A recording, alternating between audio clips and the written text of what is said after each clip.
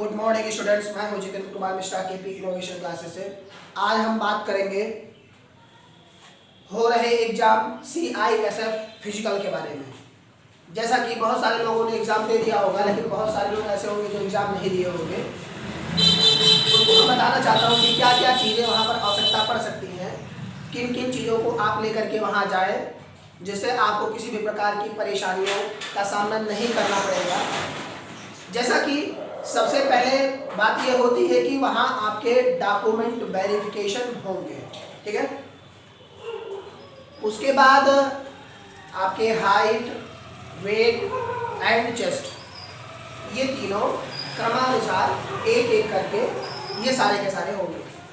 लेकिन उसके पहले क्या होता है कि आपके एडमिट कार्ड पर दिया होगा कि 6:30 पर रिपोर्टिंग टाइम, यानी कि उतने टाइम में आपको पहुंच जाना है। उसके बाद आपका वहीं से प्रोसेस चालू हो जाता है।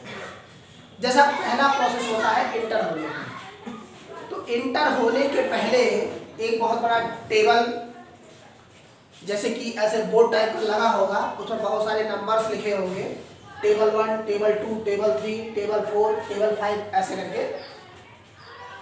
तो उसमें आप जाएंगे, पहले अपना रोल नंबर देखेंगे। तो रोल नंबर के ठीक सामने उसमें कुछ डिजिट में नंबर दिए रहते हैं, जैसे 001 ऐसे दिए रहेंगे, 001 या 002 या 714, 715 या 546 या 550, ऐसे करके नंबर दिए रहे होंगे आपके रोल नंबर के ठीक सामने। तो आपको उनके अपने एडमिट कार्ड पर जिस टेबल के सामने जौन सा नंबर होगा, यानी कि जो भी नंबर जिस टेबल के सामने होगा, जैसे कि ये टेबल नंबर 4 के सामने है, टेबल नंबर 4 के सामने, तो इस नंबर को टेबल नंबर 4 के सामने तो ऐसे हम लिखेंगे उसको एडमिट कार्ड पर अपने ऊपर की तरफ T = 4, उसके बाद यहाँ स्लैश लगाएंगे और ये नंबर 001 ऐसे अपने एडमिट कार्ड पर लिख लेंगे। उसके बाद हम लोग इंटर करेंगे। इंटर करने के बाद क्या होता है कि जैसे आप इंटर करेंगे तो आपके एडमिट कार्ड चेक किए जाएंगे। उसके बाद उसी चेक किए गए एडमिट कार्ड पर जो ये आपका नंबर है T4 और 001, तो 001 नाम का आपका चेस्ट नंबर आपको मिलेगा।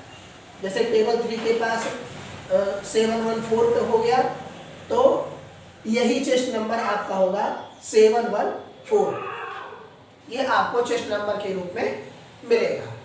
उसके बाद आप जब और आगे जाएंगे तो आपको उसी टेबल के रूप में लाइन बाय लाइन आपको बैठाया जाएगा और कई ग्रुप में बैठाया जाएगा, जैसे 1 2 3 4 5 इस तरह से। लेकिन क्या होगा कि जब आप ग्रुप के तरीके से आप बैठ जाएंगे, उसके बाद आपको एक हॉल में ले जाया जाएगा और हॉल में ले जाने के बाद वहाँ आपके थंबनेल लगेंगे, यानी कि अंगूठा लगेगा आपका, और बायोमेट्रिक होगा, आपकी फ़ोटो खींची जाएगी, जिससे एक पेज निकल करके उस आपके टेबल पर जाएगा जहाँ आपका डॉक्यूमेंट वेरिफिकेशन होना रहेगा। उसके बाद आपका डॉक्यूमेंट वेरिफिकेशन होगा।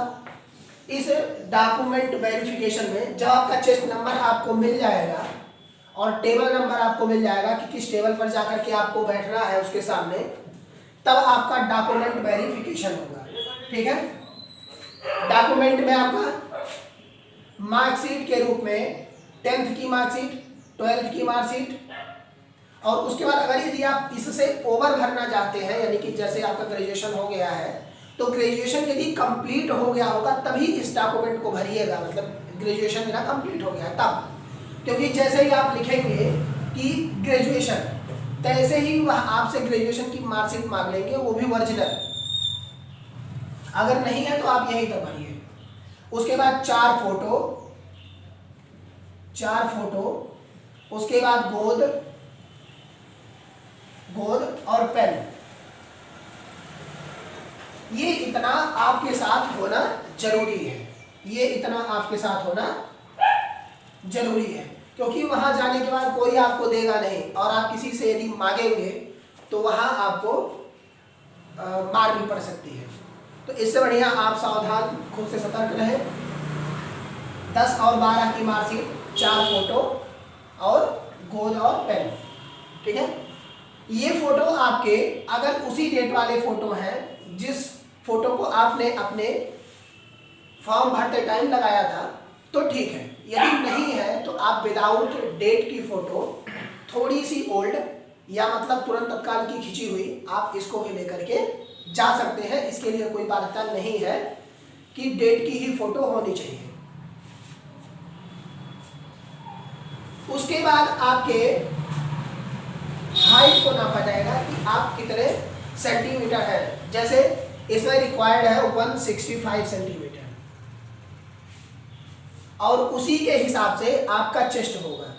पहले आपके हाइट को नापेंगे, हाइट को नापने के बाद में जब हाइट नाप लेंगे तो फिर आपके चेस्ट को नापेंगे। जैसे कि 75 to 80 है तो यह फुलाने के बाद कम से कम 5 सेंटीमीटर ये बढ़ना चाहिए, ठीक है। उसके बाद आपका वेट, यानी कि आपके हाइट के हिसाब से ही आपका वेट भी होगा। यदि आप ओवर वेट होते हैं या वेट कम हो जाता है तो आपको निकाल देंगे। यदि आपका सीना पूरा है और आप 5 सेंटीमीटर नहीं फुला पा रहे हैं तब भी आपको बाहर कर दिया जाएगा। ये चीज़ आप ध्यान रखिएगा। और वहाँ जाने के बाद यदि आप चाहें तो डिप्स मारने के लिए तो हम मार सकते हैं, किसी प्रकार की कोई दिक्कत नहीं है। और यदि आपके मन में डाउट है कि आपका सीना इससे ज़्यादा है और इससे ज़्यादा फूल सकता है तो आप 1 नहीं, 2 नहीं, 3 नहीं, 4 नहीं, 5 इतनी बार आप अधिकारियों से कह करके अपना चेस्ट और हाइट वेट तीनों तौलवा सकते हैं। हाइट मिनिमम कम से कम 50 एबव होना चाहिए। 50, 60, 70, 80, 90 यहाँ तक होना चाहिए, लेकिन उससे ओवर वेट आपको निकाल दिया जाएगा। शरीर ज़्यादा हैवी नहीं होनी चाहिए, एक मिनिमम शरीर होनी चाहिए जैसा कि होता है उस तरह से। हाइट के लिए कोई रिक्वायर्ड नहीं है, हाइट 165 से आपकी जितनी भी हो ठीक है। यदि आपकी इससे ज़्यादा नहीं होती है तो आपको तुरंत बाहर कर दिया जाएगा। अगर 165 से 1 सेंटीमीटर भी आपका कम पड़ता है तो आपको तुरंत बाहर कर दिया जाएगा, ठीक है। उसके बाद आपके सारे कार्य यहाँ से कंप्लीट हो जाएंगे, यानी कि chest number, table number, height, chest, weight, उसके बाद डॉक्यूमेंट वेरिफिकेशन। जब इतना आपका कंप्लीट हो जाएगा और फॉर्म को चेक कर लिया जाएगा कि किसी प्रकार की कोई गलती तो इस फॉर्म में नहीं बची है, तब जा करके आपको समथिंग 5 बजे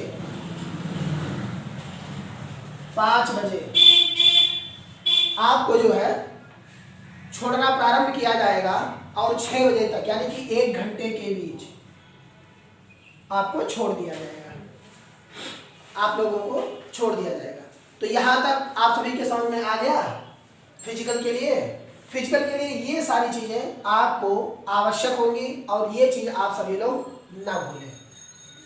अब हम बात करेंगे इसके एग्जामिनेशन पैटर्न की कि किस तरह से इसके एग्जाम्स हो सकते हैं या होने वाले हैं, ठीक है। तो अब हम बात करते हैं एग्जामिनेशन पैटर्न की।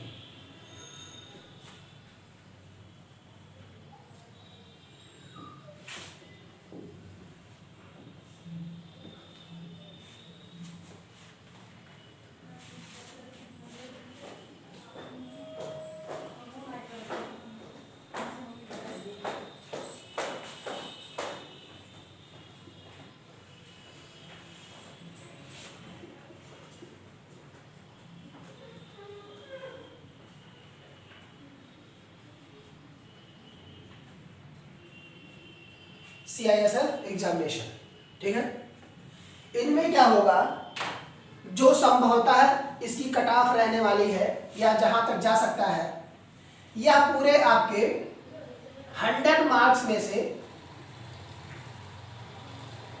100 मार्क्स में से मिनिमम कम से कम आपका 90 होना चाहिए। 90 मार्क्स आपका होना चाहिए, 90 मार्क्स होना चाहिए। क्यों? क्योंकि 85 to 90 के बीच में 85 to 90 के बीच में इसकी कट ऑफ जाएगी। 85 to 90 के बीच में इसकी कट ऑफ जाएगी, जिसमें आप अगर 3-4 पोर्शन को आप देख लेंगे तो आपके एग्जामिनेशन में आपको काफी ज्यादा सहायता मिलेगी। पहला रीजनिंग,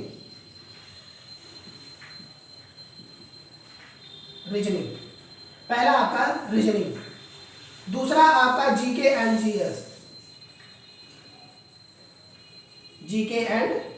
जीएस, ठीक है, दूसरा आपका जीके एंड जीएस।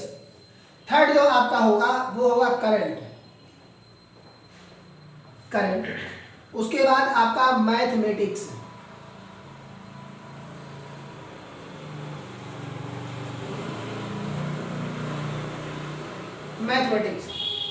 उसके बाद जो आपका बनेगा वो होगा आपका इंग्लिश। तो यदि आप चाहेंगे तो रीजनिंग, जीके एंड जीएस और करंट, यदि मैथ्स आपके सही है और आप अच्छे तरीके से मैथ्स लगाते हैं तो आप मैथ्स देख लीजिए, यदि इंग्लिश आपके सही है तो इंग्लिश देख लीजिए। लेकिन ये तीनों पोर्शन आपको पास करवाने के लिए बहुत है, ठीक है, रीजनिंग, जीके जीएस और करंट, ये इतना यदि आपका तैयार है तो आप इस एग्जाम को बीट कर सकते हैं, जो कि 85 to 90 के समथिंग में कट ऑफ जाएगा, ठीक है। अब इसके बाद हम बात करते हैं टाइपिंग की, ठीक है। अगर हम टाइपिंग की बात करते हैं तो टाइपिंग दो बेसिस है, एक है हिंदी और एक है इंग्लिश, हिंदी और इंग्लिश, ठीक है। हिंदी और इंग्लिश, ये जो आपके वर्ड है ये 35 वर्ड पर मिनट है, ठीक है। लेकिन यदि आप टाइपिंग करते हैं तो आप अपने स्पीड को चेक करने के लिए मिनिमम कम से कम 45 वर्ड पर मिनट, ठीक है, 45 वर्ड पर मिनट यदि आप रखते हैं तो मिनिमम आपका 35 पहुंच जाएगा उस टाइम जब आप एग्जामिनेशन हॉल में बैठेंगे, यानी टाइप करने के लिए आप बैठेंगे, ठीक है। तो आपके पास इस समय क्या है, समय तो अब बचा नहीं है क्योंकि फिजिकल आपका हो चुका है और हो रहा है तत्काल, और फिजिकल होने के 1 महीने बाद ही, 1 से 1.5 महीने बाद ही आपका जो है, या हम कहें 1 से 2 महीना,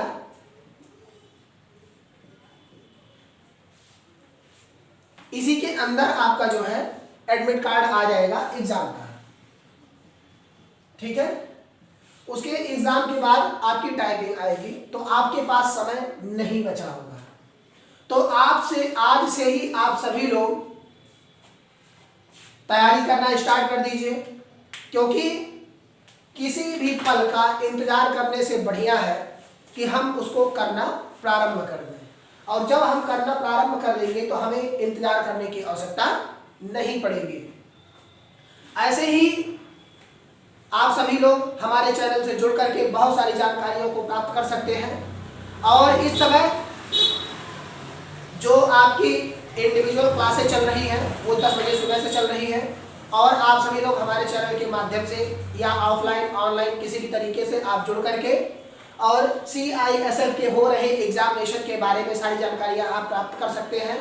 यहाँ पर आपको पेपर भी सॉल्व करवाया जाएगा, और 3 मंथ्स के अंदर, यानी कि अगर हम कहें 3 महीने के अंदर आपके कोर्स को कंप्लीट करवा दिया जाएगा, और उसी टॉपिक्स के ऊपर हम बात करेंगे जो एग्जाम से रिलेटेड होंगे।